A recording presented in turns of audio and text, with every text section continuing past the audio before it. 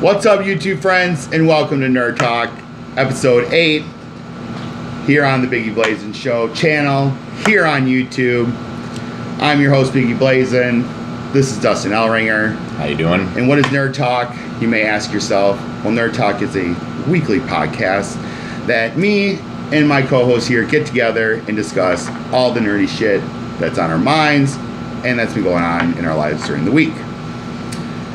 So today, 8th episode, pretty awesome, and first episode back, just the two of us. Yeah. Had a guest block. Enjoying it though, like people bringing people in, new people, you know. It was fun. It was good. I enjoyed it. I hope to do this more often with more guests, and I'm sure it will. It'll happen, obviously. Leonardo DiCaprio wanted to do one with us, but just our schedules didn't Had to work, deny. so. For now. We'll bring him back on when we have a studio. His standards are so high. So, daily life. How we always start the show. How was your weekend? I didn't see you at all this weekend. So that's Friday and Saturday. Sunday. Work. It's real exciting at work because we're pimping out the new Suicide Squad movie. Oh yeah, that's right. Yeah, the last time I seen you showed me the shirt, and I'm like, what the fuck is that? And you're like, look. And I was like, We got a button for every character, and right away they were like, okay, you can pick one, and I was like, no. I want all of them. Yep, I'm taking one for every character. 1.2 while I was working, my boss goes, if a customer wants one, you're going to have to give it to him. And I was like, nope. Can't these happen. Are mine. Sorry. I'm taking these. I own these. You own me, which means I own these, because you own these, and you own me. This movie better be good, or I am going to look like such a jackass, because I have just been defending this movie up and down. Do not let me down, Warner Brothers. I think it's going to be good. Honestly, I really do think it's going to be a good movie. I do. I have a good feeling. I've been fighting for it for a reason. Well, and everything I've heard about Batman vs. Superman, the 30-minute extended cut, is really good. I haven't got to see it yet. I haven't either. I haven't even seen the movie itself. But I wasn't as harsh as most people were on that movie. I thought it was... Yeah, and the people that I follow on YouTube and on the internet, they say the same thing, where they're like, I really enjoyed the movie. It was fun. It was entertaining. Was it one of the best superhero movies ever? No. But it was good. I can't sit here and go, oh, that was fucking shit. Just one thing, there were no jokes.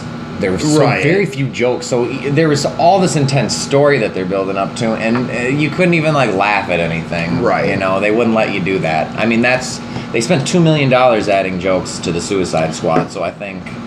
They've really done away with the no jokes and I forget who I was talking to about that. I was like, they went back and they were re-recording for Suicide Squad because they seen, oh fuck, this is what Batman vs. Superman did. It's like, well, what was that? Let's try to learn, right? And they're like, let's learn off this shit.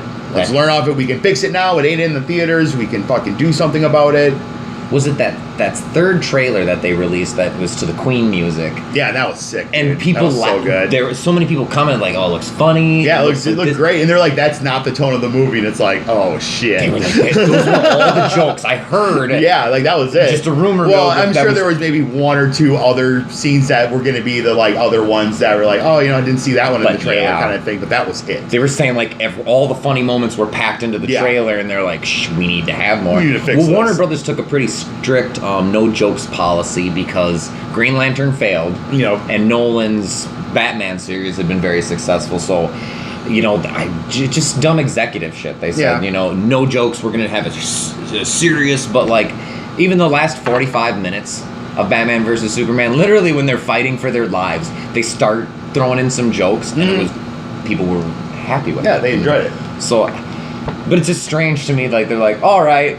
They're fighting a super monster. They might all be killed. Let's let them tell a few jokes. Now it's okay. Now when they're slowly explaining story and everyone could maybe use a chuckle. I mean, there's bonding. It's a very sad tone. A lot of the things that people bitched about too, like Superman trying to find himself, and he's dealing with some pretty serious shit. Oh yeah. And I didn't think it was too out of tone for who he is. I do want to see him be the Boy Scout, but... Well, they wanted... I mean, you got to remember, the Nolan Batman, it's like that changed millions and millions of people's perspective on how a Batman movie is supposed to be represented, and even how that character is supposed to be represented. people grew instantly to love all of the Nolan movies, even how bad reviews of the third one got. Guess what? It's still part of the trilogy, and people still respect that third movie. Whether awesome. People hated it or not, I liked it. They still respect it. It wasn't as good as the second one, but See, I loved it. Right, but it was still good.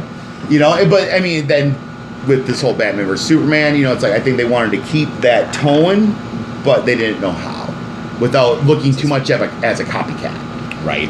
So who knows? Like I said, hopefully with Suicide Squad, they're like, you know what, fuck this shit. We're making our own universe. We're fucking, this is what it is. This is what we're doing. It's going to be awesome. We're going to learn from our mistakes from our last movie. So that's my hope. I'm optimistic with it. I think it's going to be awesome. I'm with you.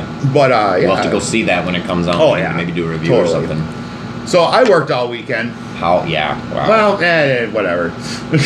Work's work. It's fine, yeah. It wasn't busy or nothing. It was just work. But I started playing a game. What game? I haven't played a game for a while, as you guys that have watched this know. It's pretty much been Fallout Shelter and work and Pokemon Go. Go! Yeah, right. I even said we weren't going to talk about Pokemon Go. We're not. That's the last mention of fucking Pokemon Go. But yeah, so started playing Final Fantasy. Which one? One. Like 8-bit? No. Well, it is that game, but it's remastered on the PlayStation 1. Oh. I got this game in the mail, Final Fantasy 1 and 2, remastered. So it's all done in I'd say 32-bit graphics, great sound quality. They even added CGI cutscenes in it, which is pretty cool. So yeah, jammed that. It's been really fun, really hard, a lot of reading. But, I mean, it's making me remember, oh, yeah, this is why you love these games, because the story is just so good right now. It's just, you get to create it when you're reading it. You know what you envision. Oh, totally, dude. Your imagination is going to create something. No matter how great the graphics are and anything, your imagination is going to create something wilder. Yeah, and I was telling my roommate last night, I'm like, I can't wait to play Final Fantasy 2. That game never came out in America. So even if I'm not playing the 8-bit version of it, just the fact to just to see it, and be like, the third one to limited release. Third was never released in America. The fourth one was. The fifth one I think wasn't, and the sixth one was. But it was called Final Fantasy 1, 2, and 3. Even though we got 1, 4, and 6. And then Final Fantasy 7 came out. And and everybody's like, well, what happened to these other ones? They're like, well, technically you did play 6. You did, but you didn't know that. You had no idea. That's how we roll. That's how we roll. Well, a lot of the reason why we didn't see these games in America is because Japan straight up thought that we were just too dumb to comprehend a lot of these games. And in a sense, they were, right? Yeah. We weren't marketed the way that they were marketed, because obviously these game consoles are all created in that country.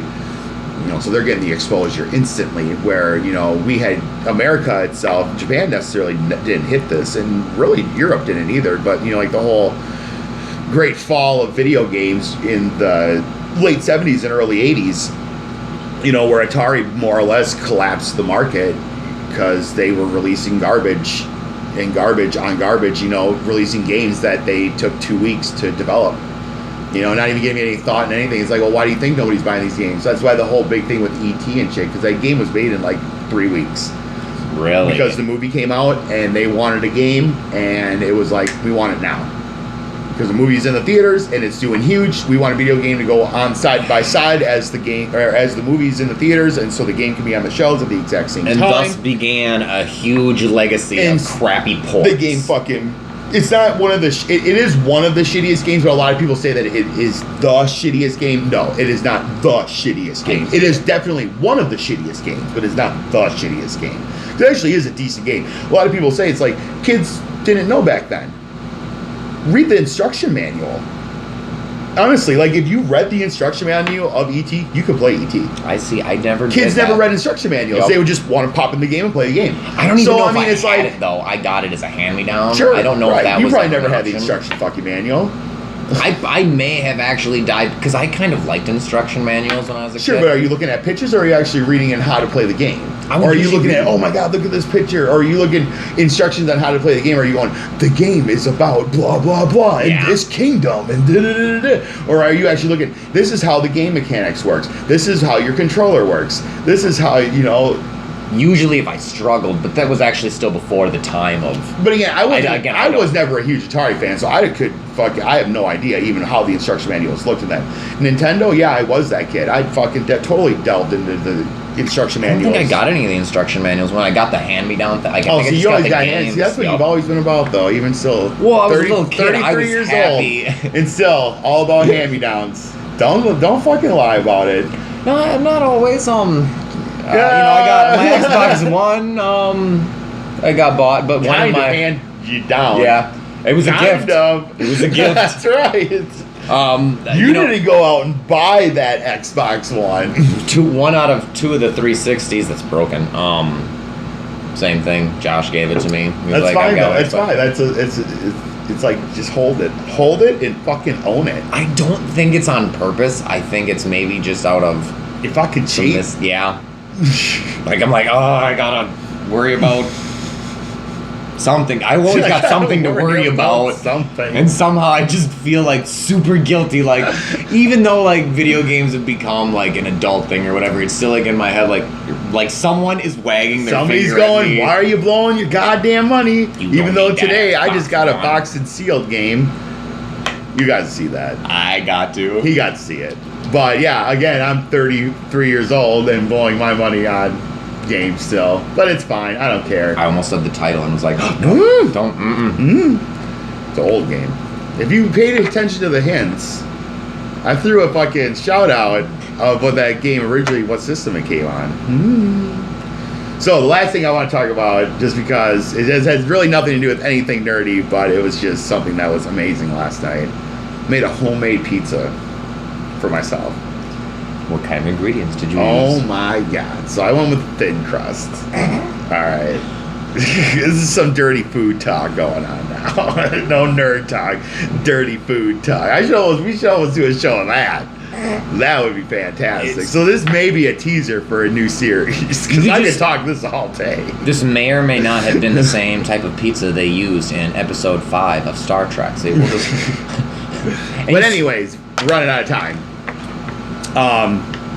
Thin crust, sauce from work. Don't know, they make it fresh, it's homemade, but I asked if I could buy some sauce from there. Boss was cool with that. But then I took the sauce home, so then I made the homemade crust, fucking got the sauce, pepperoni, sausage, Canadian bacon, fucking Jesus, that's so much meat. So there's a solid layer of meat. Onion, olives, mushrooms, crushed red peppers, jalapenos, more fucking cheese, probably some more cheese, and it was amazing. I cooked it to where the crust was just nice, fucking dark golden brown, dark. You're getting really passionate about this pizza talk. I almost should have ate the rest of it for lunch. Just so I could have showed you guys the half of the pizza.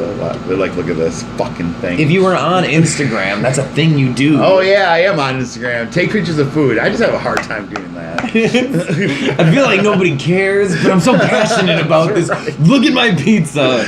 It's fucking amazing. It was amazing though. It was delicious. It was delicious last night and it was delicious today. It's for me like showing reheat pictures of your food is like when you don't have kids. Like you're like, here, right, look at my this. food. But see, I do the thing. Obviously, I post pictures of video games that I get in the mail and shit like that. My finds.